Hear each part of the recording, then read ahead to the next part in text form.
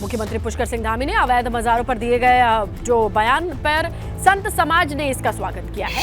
हरिद्वार के संतों का कहना है कि सरकार का ये कदम सराहनीय है, क्योंकि देवभूमि में ऐसी चीजों के लिए कोई जगह नहीं है।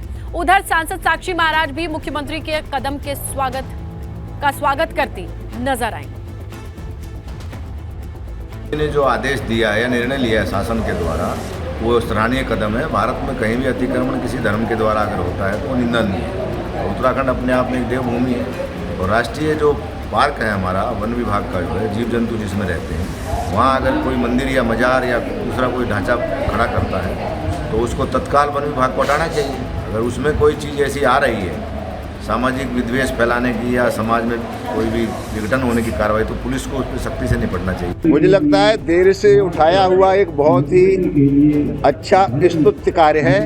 अवैध कार्य, अवैध मजार या अवैध जो कुछ भी है वो राष्ट्र से हटना ही चाहिए। सरकार चिन्हित करेगी अवैध क्या क्या है और अवैध को हटाने का अगर संकल्प सरकार ने लिया है तो मैं हृदय की गहराई से धामी जी को बहुत बहुत साधुवाद देता हूँ, बधाई देता हूँ और आशीर्वाद देता हूँ। उत्तराखंड में कांग्रेस ने अपने प्रवक्ताओं के लिए फरमान जारी किया है। कांग्रेस प्रदेश अध्यक्ष करण माहरा ने कहा कि पार्टी संगठन ने फैसला लिया है कि लव जिहाद जैसे कई मुद्दों पर प्रवक्ता टीवी डिबेट में भाग नहीं लेंगे। उत्तराखंड कांग्रेस किसी भी धर्म जाति से जुड़े मुद्दे पर टीवी डिबेट में शामिल नहीं होगी। आज भी मेरे देहरादून के आसपास ही कई देवी के ऐसे मंदिर हैं जो जंगलों में हैं और वहाँ दिन भर भंडारे चलते हैं। सरकार उस पर क्या कहना चाहती, मैं उनका वक्तव्य जानना चाहता हूँ, क्योंकि आस्था, चाहे वो किसी भी धर्म के मानने वाले की आस्था होती है, ईश्वर एक होता है और हमको उस ईश्वर पर भरोसा है और इसीलिए आज मेरे हिंदू मुस्लिम के डिबेट्स में जाने से अपने प्रवक्ताओं को मना किया। पर्यटन मंत्री सतपाल महाराज ने भी पौड़ी जिले के लैंसडाउन विधानसभा क्षेत्र का नाम बदलने की मांग उठाई है। पर्यटन मंत्री ने सीएम धामी के सामने लैंसडाउन का नाम बदलकर बिपिन रावत के नाम पर रखने का प्रस्ताव रखा है, मगर अब भाजपा के भीतर ही इसे लेकर एक राय नहीं बताई जा रही है। लैंसडाउन के विधायक दिलीप रावत का मानना है कि बिपिन रावत के अलावा प्रदेश में और भी वीर सपूत हुए हैं, ऐसे में इस पर सोचने की जरूरत है। मैं समझता हूं बिपिन रावत जी हमारे आदर्श के नाम से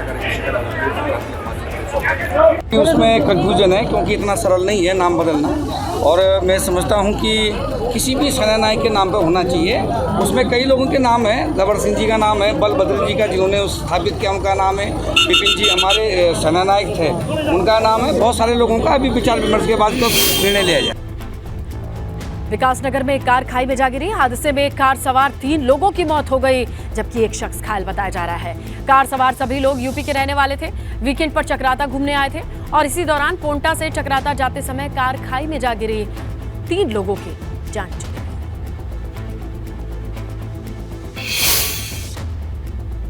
केदारनाथ धाम के लिए हेली सेवाओं के टिकट के बुकिंग की शुरुआत आज से हो गई है। दोपहर 12 बजे से आईआरसीटीसी की ओर से ऑनलाइन टिकटों की बुकिंग की प्रक्रिया शुरू कर दी गई है।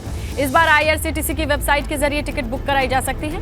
पर्यटन विभाग ने रेलवे को टिकट बुकिंग का जिम्मा दिया है। आपको बता दें 25 अप्रैल को केदारनाथ धाम के कपाट खुलेंगे, जिसकी तैयारियां जोरों शोरों से चल रही हैं।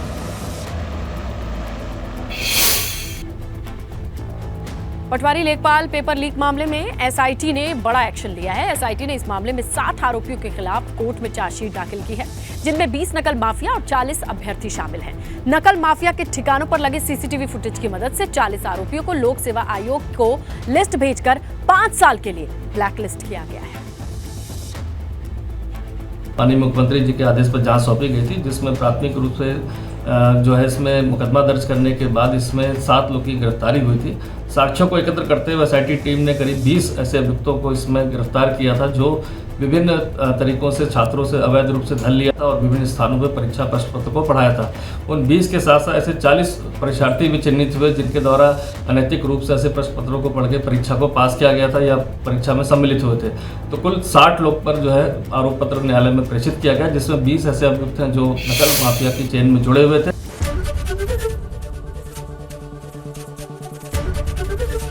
एबीपी गंगा, खबर आपकी, जुबान आपकी।